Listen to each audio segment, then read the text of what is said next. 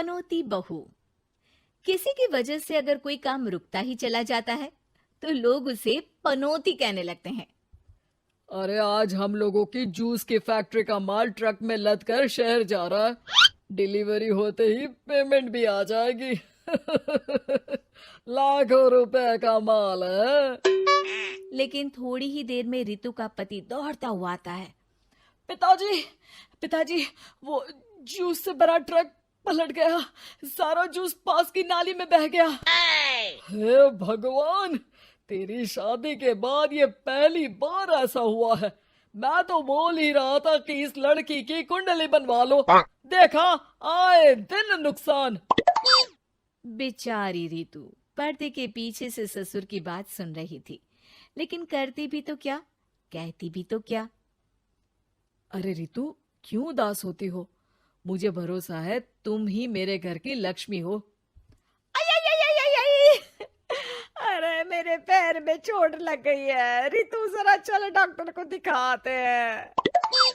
रितु सास के साथ डॉक्टर के घर जा ही रही होती है कि उसका पैर फंस जाता है और वो सास पर गिर जाती है।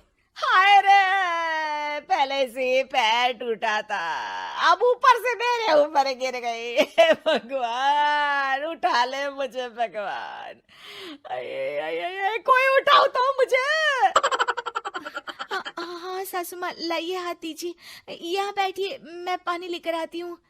अरे अब तो डॉक्टर भी चला गया होगा।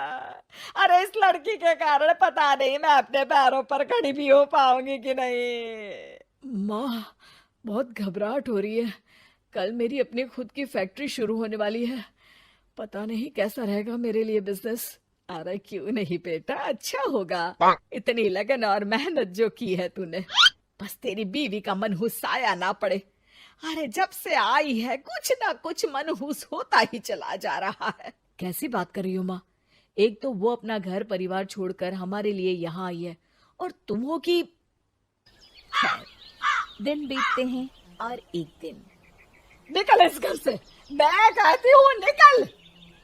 जब से यह लड़की मेरे घर की बहू बनी है, हर जगह घाटा, हर जगह नुकसान।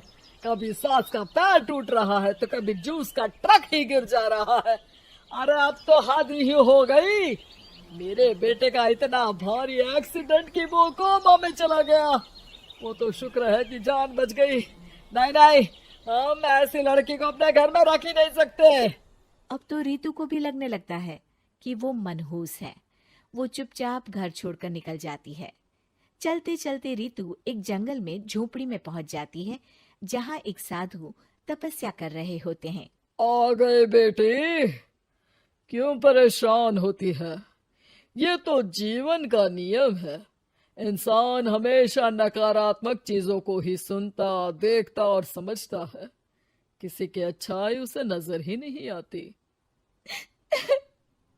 आपने मुझे बेटी कहा है तो शरण भी दे दीजिए बाबा। मैं आपका सारा काम कर दिया करूंगी, बस आपके जीवन में मेरे जैसी बेटी की वजह से कुछ बुरा ना हो। साधु आंख बंद करके मुस्कुराता है और रितु उनके घर की बेटी बन जाती है। पिताजी, भोजन तैयार है, आकर खा लीजिए। बेटा, जो भोजन तूने बनाया है उसमें सांप का जहर है, वो खाकर मैं मर सकता हूँ। नहीं नहीं पिताजी, खाना तो मैंने अपनी आंखों के सामने बनाया है, यहाँ तो कोई सांप आया ही नहीं। ठीक है, फिर ला मैं खा लेता हूँ। साधु खाना खाने जाता ही है कि खाना रितु के हाथ से गिर जाता है और वो खाना बिल्ली खा जाती है। बिल्ली उस खाने को खाती ही मर जाती है। नहीं पिताजी, मैंने खाने में जहर नहीं मिलाया। मुझे इस बात का पता नहीं पिताजी। मैं ये बात जानता हूँ। खाने में जहर का मिलना और इस खाने का गिरना, ये तो पहले से ही तय था। इसमें तुमने कुछ नहीं किया है बेटी। रितु समझ नहीं पाती कि क्या हो रहा है। वो रोने लगती है और साधु को अपनी सारी कहानी सुना देती है कि कैसे उसके ससुराल वालों ने उसे पनौती मान लिया था। साधु मुस्कुराकर कहता है, बेटी, क्या चाहती हो तुम?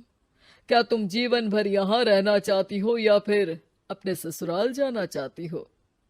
पिताजी, मैं ससुराल जाना चाहती हूँ क्योंकि वहां मेरी जरूरत है। मैं चाहती हूँ कि मेरे ससुराल वाले मुझे पनौती यानी कि मनहूस ना समझे। उन लोगों को पता चले कि मैं उन लोगों का भला ही चाहती हूँ। ठीक है बेटा, ऐसा ही होगा। तो कल मेरे साथ चलना। दोनों अगले दिन रितु के ससुराल जाते हैं, जहाँ साधु के साथ रितु को देखकर सास कहती है, अरे वाह रे करम चली, हम लोगों के घर में तूफान लाकर चैन ना मिला तुझे। जब जादू टोटका करने के लिए ये बाबा बाबा बुलाकर किसी को लेकर आई है। नाना माँ जी, ये तो मेरे धर्म के पिताजी हैं। मुझे ससुराल वापस छोड़ने आए हैं। ये तो बस पिता का धर्म निभा रहे हैं, इन्हें कुछ मत कहिए। वाह जी वाह, 4 महीने बाद आज ही अपने पैरों पर खड़ा हुआ हूँ और ये मनहूस फिर से आ गई। इस बार क्या जान लेके जाएगी? अरे मेरी भी सिर्फ टांग में फ्रैक्चर था, अब ये आ गई है तो पक्का टांग काटनी ही पड़ेगी। हे भगवान, पिछली बार तो जूस का पूरा ट्रक ही पलट गया था, इस बार तो पक्का फैक्ट्री में ताला ही लग जाएगा। रितु के नए साधु पिता सबकी बात गौर से सुन रहे थे।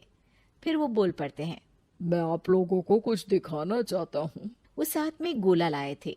उस गोला में वो सबको कुछ दिखाते हैं। वो दिन दिखाते हैं जब जूस से भरा ट्रक गिरता है। पास के कुछ जानवर उस गिरे जूस को पीते हैं और वहीं मर जाते हैं। देखो, इस जूस में तुम्हारे फैक्ट्री के मैनेजर ने जहर डाला था। अच्छा हुआ वो ट्रक गिरा, वरना पूरा परिवार जीवन भर के लिए जेल में होता। हे भगवान, तब तो न जाने कितने लोगों की मौत हो जाती इस जूस को पीकर।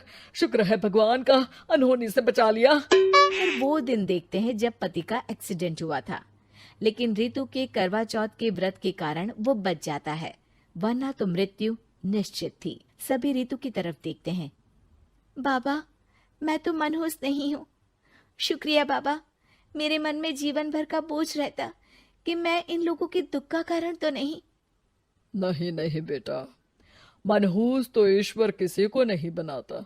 हर चीज का एक वक्त होता है और जो होना है वो तो होता ही है। मुझे माफ कर दे बहू, तू तो इस घर की लक्ष्मी है, रक्षक भी है। हम लोगों को माफ कर दे बेटा। रितु को ससुराल में छोड़ बाबा वापस चले जाते हैं।